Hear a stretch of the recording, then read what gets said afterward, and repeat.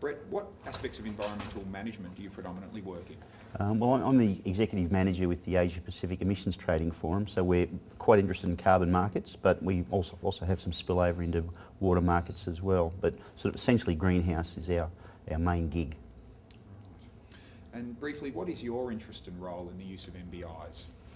Well, I've been tracking the development of the carbon markets for quite some time. I'm a professional economist, was with the Commonwealth for 18 years, developed the emissions trading agenda at Commonwealth level.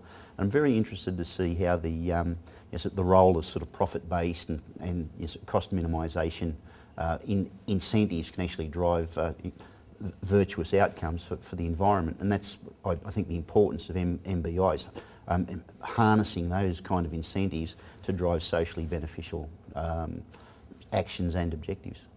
Okay, let's talk about some of the advantages. In your eyes, what are some of those there for MBIs? Well, I mean, a key advantage is if you design them right, they link very well to pre-existing market structures. We live in a market-based economy. People understand costs and the sort of benefits of chasing a profit. If you can link those very strong drivers up to community goals, you've actually got a very powerful engine to drive things forward, and you're empowering individuals to make their own subjective choices around the least cost way to achieve an objective or to bring forward some innovation. And it's that link between cost minimisation and innovation that is one of the key sort of benefits of a market-based instrument approach. Okay. What about challenges? What type of challenges might we expect to see? Well, look, certainly in the carbon market at the moment, in terms of a domestic trading design, agricultural emissions are quite hard to hook into a trading system, but I think the prospects are reasonably good that it can be done. But those challenges around monitoring and verification at low cost will need to be overcome over the next few years. There are also some challenges around this whole suite of project-based sort of abatement sort of options. We're seeing them roll out internationally under the Clean Development Mechanism, but if we are going to access agriculture, we probably need to overcome those within a domestic context as well. And this is in the really hard basket, but presumably not the too hard basket. Carbon, Brett, is certainly an emerging area for MBIs. Sure. Where do you think carbon and MBIs will be in 5 to 10 years' time from here?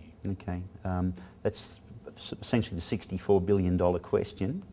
It's really going to depend on what happens internationally. Personally, I'm an optimist. I have faith in the fact that greenhouse science is now sufficiently clear and concerning enough that we're likely to get ongoing action. If that happens, you'll certainly see the United States coming in.